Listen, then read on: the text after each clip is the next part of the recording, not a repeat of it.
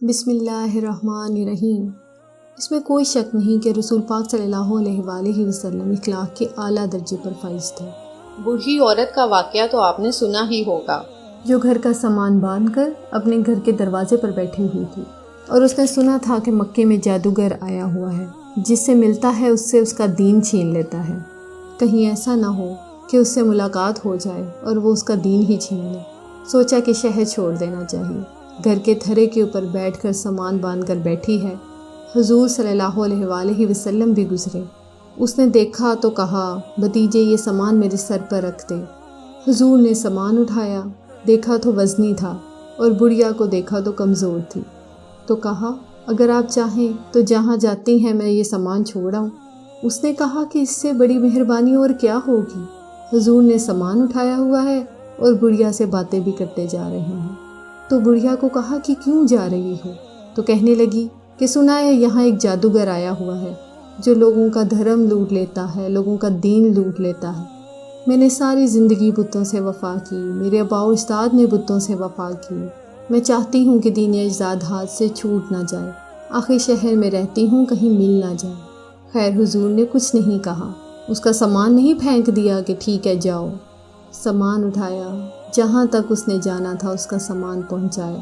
سامان سپرد کر کے واپس پلٹنے لگے تو اس نے کہا کہ اپنا نام تو بتاتے جاؤ۔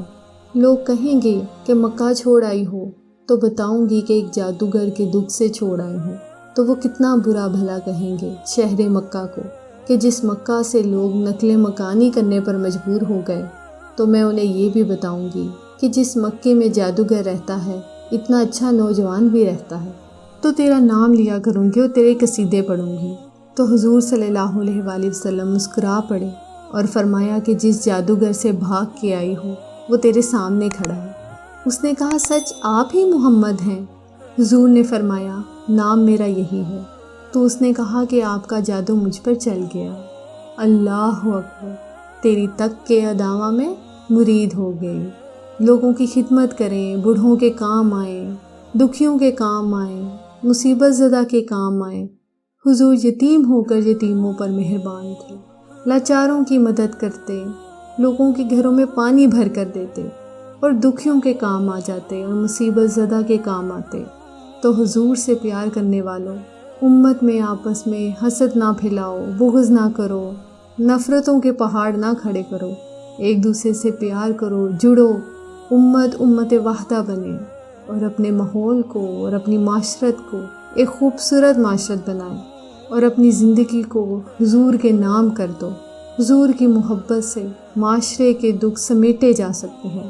آقا کریم صلی اللہ علیہ وآلہ وسلم نے محبت سے ہی معاشرت کو اپنے قریب کیا، اور لوگ ایمان کی دولت سے مالا مال ہوئے۔ وہ ایک بچہ آیا نا اپنی ماں کے لیے لباس لینے، اور پہلے وہ گیا اپنے چچا کے پاس۔ اس کی ماں بیوہ تھی، اس کا لباس پھٹ گیا تھا، اور وہ اپنے چچا کے پاس گیا تو اس نے دھتکار دیا۔ ماں نے اس کو روکا کہ بیٹا نہ جانا۔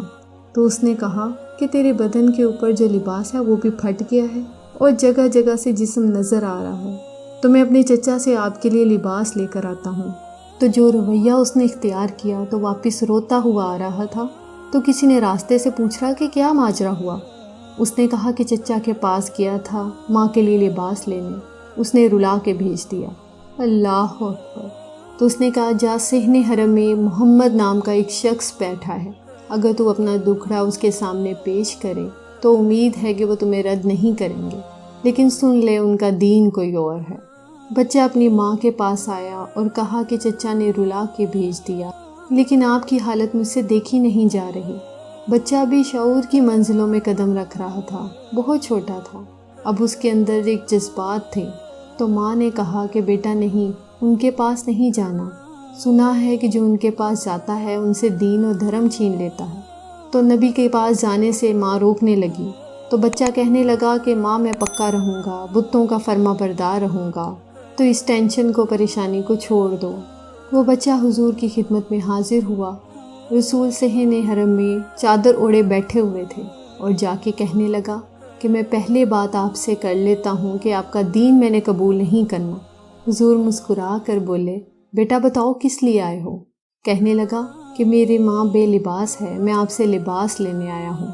حضور نے چادر رحمت اتار کے اس کے کندھوں پر رکھ دی۔ وہ واپس آ گیا اور ماں پر حضور کی چادر اڑائی۔ ماں نے کہا، بیٹے اس نے اپنا دین تو نہیں تمہیں دیا؟ اس نے کہا، نہیں، میں نے پہلے ہی کہہ دیا تھا کہ تیرا دین نہیں میں لوں گا۔ تو ماں کہنے لگی کہ بیٹے اس کا دین لینا چاہیے جس نے رحمت کی چادر ہم پر ڈال دی۔ کچھ لوگ کہتے ہیں جی بس میں اللہ کی مخلوق کی خدمت کرتا ہوں، میں نے تو حج بھی نہیں کیا، اس کے پیسے بھی غریبوں کو دے دیے۔ وہ لوگ کہتے ہیں نا کہ بھئی قربانی کے پیسے بھی لوگوں کو دے دیے جائیں تو ان کی مدد ہو جائے، تو وہ اس خدمت خلق میں اتنا غلوف کر جاتے ہیں کہ وہ اسلام کے شعار کا مذاق اڑانے لگ جاتے ہیں، اور جو عبادت والے ہیں انہیں ہمسائے کو بھی دیکھنے کا موقع نہیں ملتا۔ اور آپ جانتے ہیں کہ جب ایک بستی کو برباد کرنے کا حکم دیا گیا تو کہا گیا کہ یہاں تو ایک شخص رہتا ہے جس کا سر سجدے سے اٹھتا ہی نہیں۔ کہا، میرے بندوں کے اوپر قیامتیں ٹوٹیں اور ان کے اوپر ظلم اور جبر کے پہرے ہوں، اور اس کے ماتھے پر شکن نہیں آتا، اس کے سمیت ہی بستی کو الٹ کر رکھ دو۔ عبادت کرتے ہو لیکن ہمسایوں کا بھی خیال رکھو۔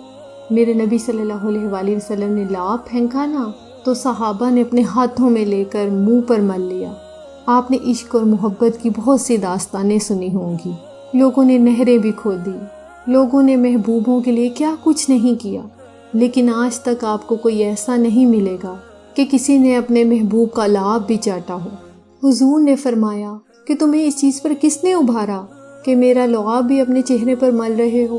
انہوں نے کہا کہ اللہ اور اس کے رسول کی محبت نے۔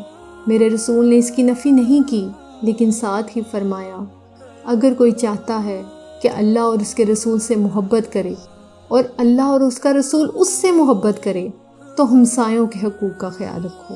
یعنی تمہارا یہ پہلو بھی، تم عاشق رسول بھی ہو تو ہمسایوں کا بھی تو خیال رکھو۔